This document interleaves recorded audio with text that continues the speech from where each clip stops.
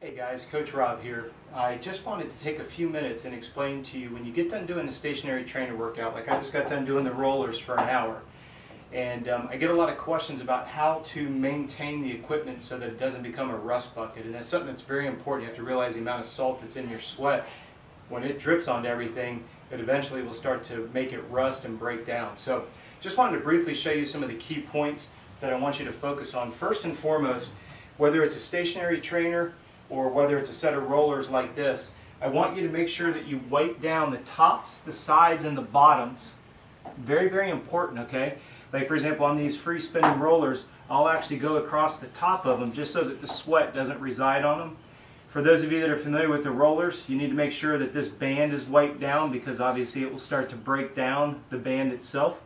And then obviously any sweat that you have on the ground. I usually I've already taken it away before I started this, but I usually have a yoga mat below me so that I can just rinse it off easily, okay? The thing that you want to pay most attention to, of course, is the bike itself. What I like to do when I'm doing my workouts on the trainer is I'll always have a towel draped across my handlebars and across my pad, or the top tube here, almost creating like a sweat pad, if you will, okay? And the reason why I want to do that is I don't want to be worried about if I'm dripping onto my bike or not. Sometimes people get a little preoccupied and they'll start moving their head around, and I want you to think about it.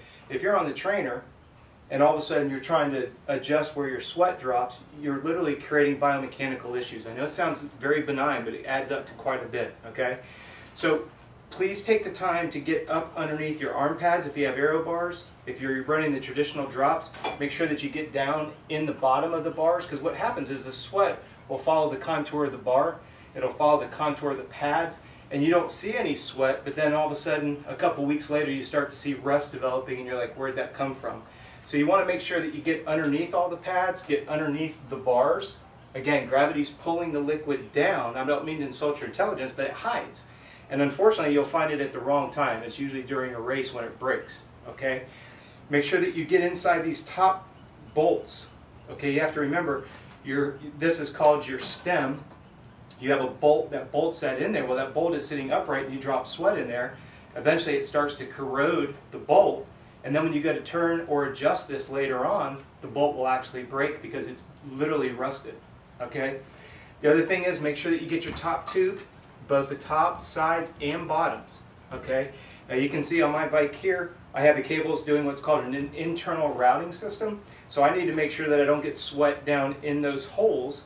Otherwise, all this will rust, and then getting these cables out is going to be a real big amount of work, okay?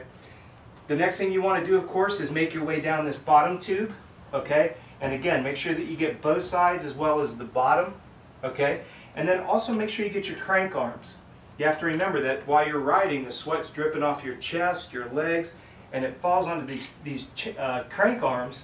And even with the best of material, eventually the sweat will start to pit your crank arms, okay?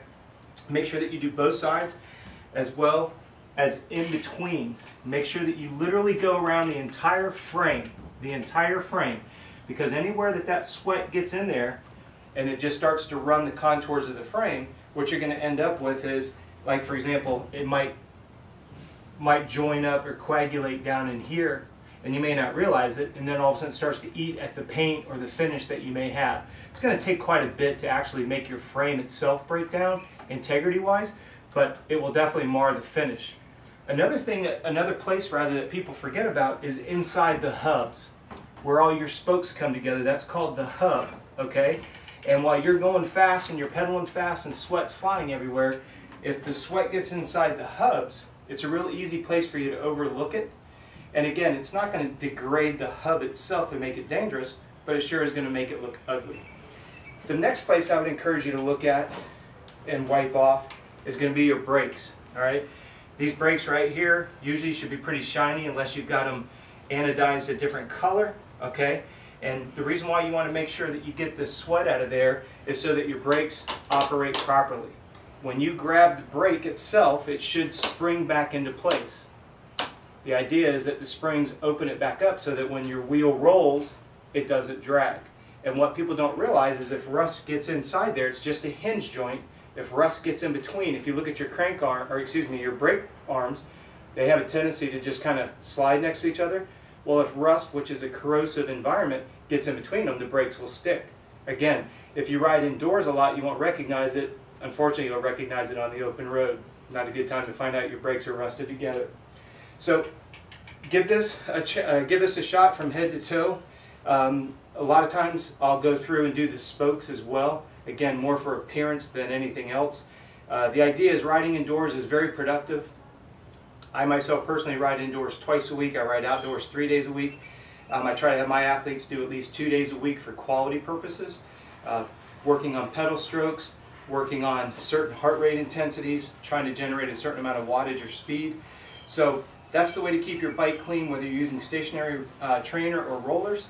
So appreciate you watching the video, and if you have any questions, please visit me at coachrobb.com.